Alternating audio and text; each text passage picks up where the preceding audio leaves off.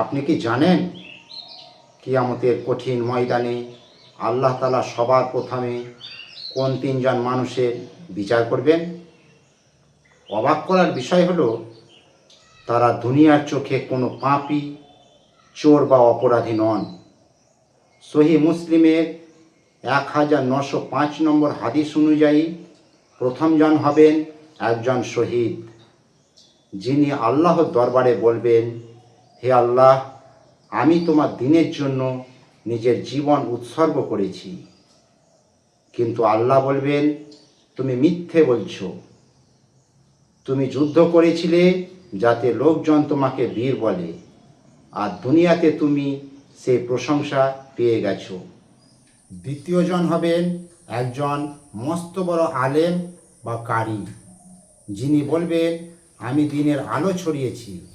আল্লাহ তাকেও বলবেন, তুমি মিথ্যে বলছো। তুমি এলেম শিখেছিলে যাতে লোকে তোমাকে বড় বিদ্বান বা জ্ঞানী বলে। আর তৃতীয় জন হবেন একজন মস্ত বড় দানবীর, যিনি অনেক দান সাদকা করেছিলেন। আল্লাহ তাকেও বলবেন, তুমি দান করেছিলে যাতে তোমাকে দাতা বলে।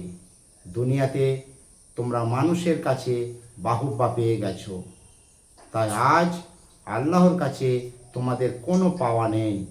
এরপর আল্লাহর আদেশে এই তিনজন মানুষকে উপর করে টেনে হিঁচড়ে জাহান্নামে নিক্ষেপ করা হবে, কারণ তাদের নিয়ত পরিষ্কার ছিল না।